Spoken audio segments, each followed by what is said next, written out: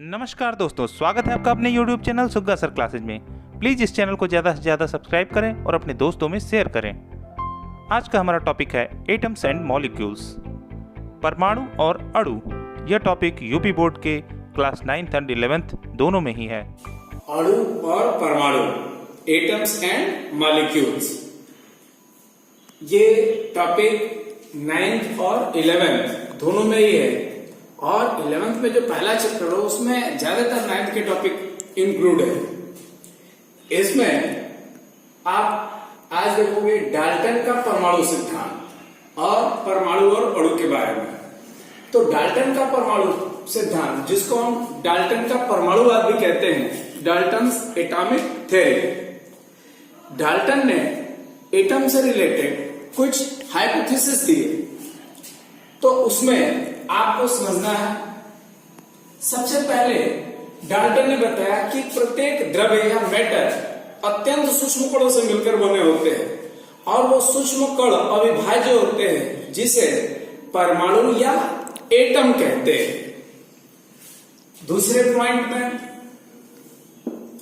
Dalton ने परमाणु को कहा कि परमाणु रासायनिक अभिक्रियाओं में भाग लेते हैं और अविघटित रहते हैं, टूटते नहीं।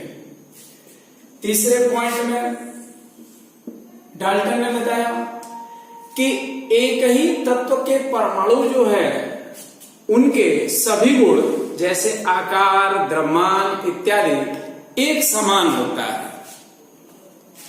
अगले पॉइंट में डाल्टन ने मेंशन किया कि भिन्न भिन्न तत्व के परमाणु के सभी गुण सर्वथा भिन्न होते हैं, उनके द्रव्यमान, आकार व अन्य गुण बिल्कुल अलग होंगे। अगले पॉइंट में बताया गया कि तत्व का परमाणु या किसी पदार्थ का परमाणु को और छोटे भागों में नहीं तोड़ा जा सकता, अर्थात परमाणु सबसे छोटा या मूल कण है। उसके बाद ये भी बताया गया कि किसी तत्व का परमाणु न तो उत्पन्न हो सकता है और न ही नष्ट होता है। मतलब एक तत्व के परमाणु को हम दूसरे तत्व के परमाणु में नहीं बदल सकते।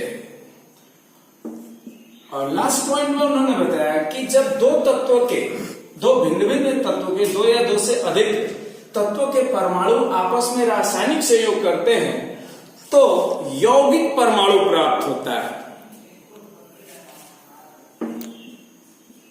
A plus B gives A.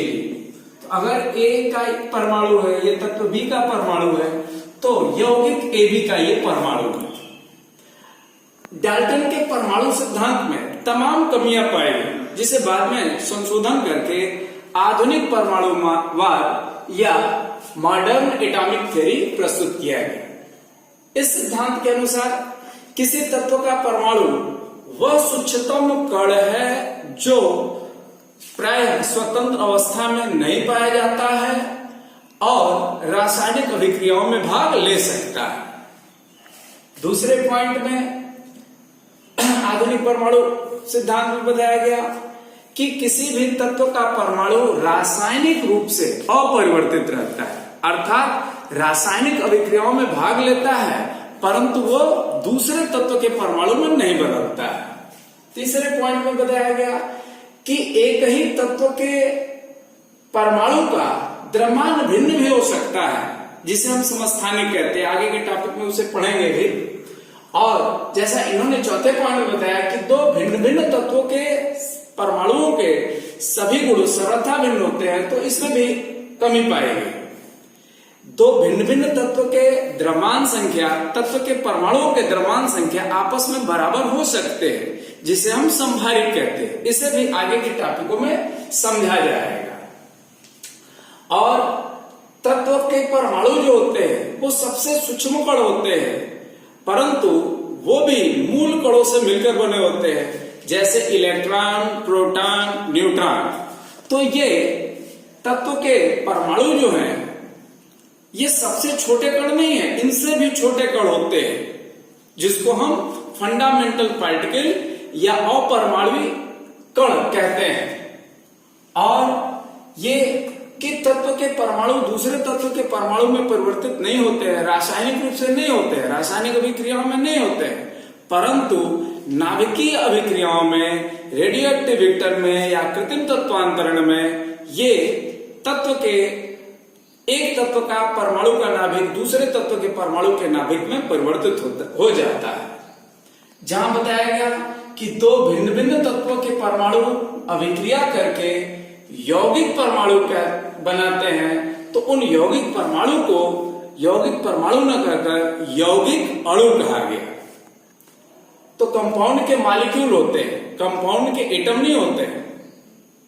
तो एटम जो होते हैं वो केवल एलिमेंट के होते हैं, तत्व के होते हैं। जैसा आपको द्रव्य के वर्गीकरण में बताया गया था, तत्व और यौगिक, एलिमेंट और कंपाउंड, तो उसमें इस चीज को क्लियर किया गया था।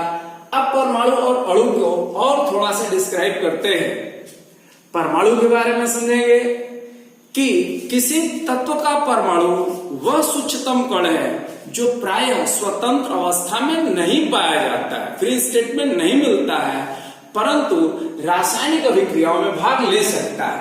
मतलब तत्व के परमाणु जब रासायनिक अभिक्रियाओं में भाग लेते हैं तो उनका अस्तित्व समाप्त नहीं होता है।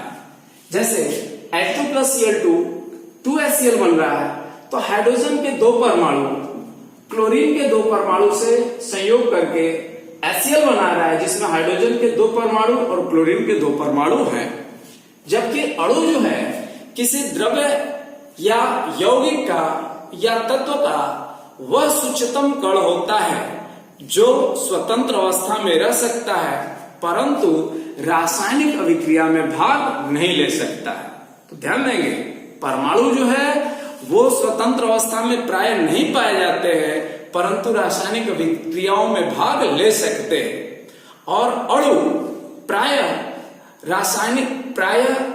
स्वतंत्र अवस्था में पाए जाते हैं और रासायनिक अभिक्रियाओं में भाग नहीं लेते, क्योंकि अणु जो है रासायनिक अभिक्रियाओं के बाद अपना अस्तित्व खो देते हैं। जैसे आप इस अभिक्रिया में देख रहे हो, हाइड्रोजन का एक अणु क्लोरीन के एक अणु से अभिक्रिया करके HCl के दो अणु बना रहे हैं, तो हाइड्रोजन और क्लोरीन के अणुओं का अस्तित्व समाप्त हो गया। एक नया अणु बना है जो HCl का है, वो यौगिक है। 2H2 plus O2 gives 2H2। यहां पे भी आप देख सकते हो, हाइड्रोजन का दो अणु ऑक्सीजन के एक अणु से रासायनिक अभिक्रिया करके जल का, वाटर का दो मॉलिक्यूल, दो अणु बना रहा है। तो ये स्पष्ट रखेंगे आप कि अणु जो है वो एक या एक से अधिक परमाणुओं से मिलकर बने होते हैं। कुछ ऐसे भी अक्रिय गैस तत्व होते हैं जिनके अणु में एक ही परमाणु होते हैं। तो He, इसके अणु में एक ही परमाणु है। H2, इसके अणु में दो परमाणु है। P4, फास्फोरस के एक अणु में फास्फोरस के 4 परमाणु हैं। S8, सल्फर के एक अणु में सल्फर के 8 परमाणु हैं। HCl के एक अणु में एक हाइड्रोजन का परमाणु है और एक क्लोरीन का परमाणु है। H2O के एक अणु में 2 हाइड्रोजन का परमाणु है और एक ऑक्सीजन का परमाणु है। लेकिन ये परमाणु बंधे हुए होंगे, जैसे H2O में ऑक्सीजन से 2 हाइड्रोजन बंधे हैं, HCl में H से Cl बंधा हुआ है, H2 में H single bond H, hydrogen से बंधा हुआ है। तो ये एक अणु 2 परमाणुओं से मिलकर बना है, यहाँ एक अणु 3 परमाणुओं से मिलकर बना है।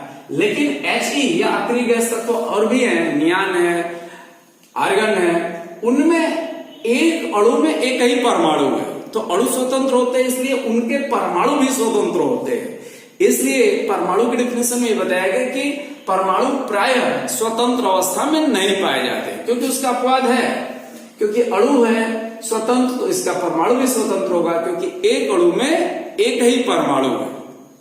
तो अणु जो है वो एक या एक से अधिक परमाणुओं से मिलकर बने होते हैं, और परमाणु जो है रासायनिक अभिक्रिया में अपनी पहचान नहीं खोता है, अणु अपनी पहचान अभिक्रिया के फलस्वरूप खो देता है। लेकिन अभिक्रिया में वास्तव में अणु ही भाग लेते हैं लेकिन अपना अस्तित्व खो देते हैं। इसलिए परिभाषा में बताया गया कि किसी द्रव्य का वह सूक्ष्मतम कण, वह छोटा सा छोटा कण जो स्वतंत्र अवस्था में पाया जाता है परंतु रासायनिक अभिक्रियाओं में भाग नहीं लेते हैं, अणु कहलाते हैं। और परमाणु किसी पदार्थ का, तत्व का वह सूक्ष्मतम कण होता है जो प्राय स्वतंत्र अवस्थाओं में नहीं पाए जाते परंतु रासायनिक अभिक्रियाओं में भाग लेते हैं या ले सकते हैं। और ये स्पष्ट याद रखेंगे आप कि अणु जो है वो एक या एक से अधिक परमाणुओं से मिलकर बना होता है, अर्थात अणु परमाणु से बड़ा है। Thanks for watching this channel Sugga Sir Classes. Please like, share and subscribe this channel. Thank you.